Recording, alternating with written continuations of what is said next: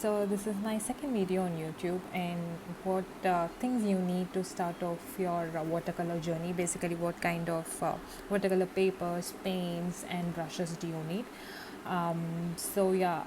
Let's get started.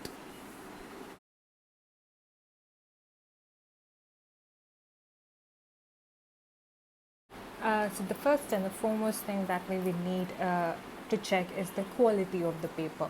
So you must have seen a lot of numbers on the watercolor sheets saying 180, 220 and 300. So these are just numbers defining the quality of the paper. So the higher the number, the paper is going to be on the heavier side.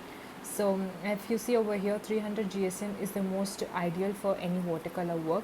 Anything about 220 is also good enough, but anything less than that, your watercolor work will start getting buckled, which is not good.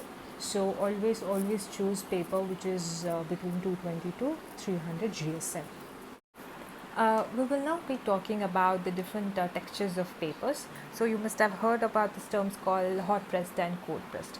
So right now what you're seeing here is a hot pressed paper. Hot pressed paper are the ones which don't have any texture to it. They're pretty smooth. And then we have the cold pressed ones. Cold pressed ones are very textured. The texturing can range anywhere between medium to very highly coarse and textured. So you can choose the one depending on the kind of work that you want to do. Um, so here's another example of a hot press paper. This is a watercolor journal that I have got some time back, and if you look at the texture of the paper, I think this is the maximum textured paper I have got. This is not something that I preferred, but yeah, it's a good reminder that you always have to read what is written before you purchase. So here is another watercolor pad, one of my favorites. So if you look at the texture of the paper, it's not cold or hot, it's somewhere in between. It's a medium textured paper, something that I really prefer and goes well with most of the works that I do. Here's another interesting paper that I like. In terms of the quality, the GSM, this is not on the higher side, but I really like this paper because the colors really pop on this.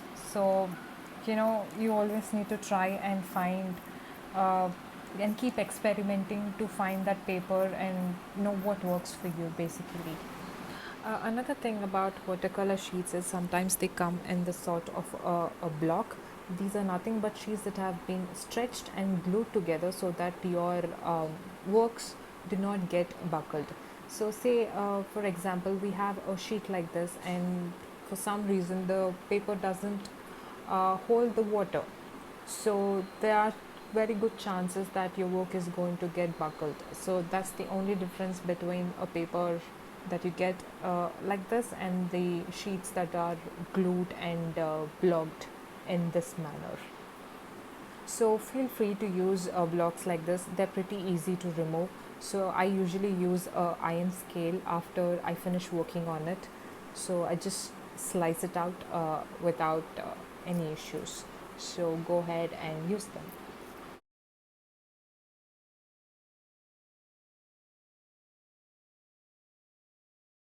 Uh, Now I'm going to show you the kind of brushes that I use for my work. I usually work with the florals and urban sketches and landscapes. So over the years I've learned that round brushes is something that suits my work. So that is something that I keep buying. So the brushes that you see here are locally bought. I have not dared to buy anything expensive yet. So I just keep buying from my local art store.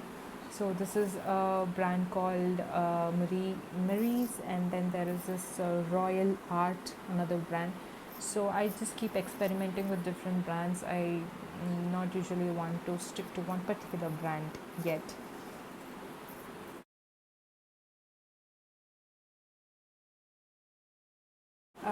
Now we will look at the kind of paints that we need. I have been using Camlin Artist watercolors for the past 2.5 years. I started with the cakes and then I moved on to the tubes. So I'm yet to try different kinds of brands yet, but these are good enough for now, is what I feel. um, and then I have like a few tubes of Winsor and Newton watercolors, which are one of the most premium brands, and I have only like four of them, but I've yet to use all of these because I'm scared I'm going to run out of them. But I think I gotta use them one day, right? So that's about it. Hope this video was of some help, even for some of you guys. Feel free to DM me on Instagram. My handle is Creative Kumari. You can also leave comments or questions below. Thank you so much for watching.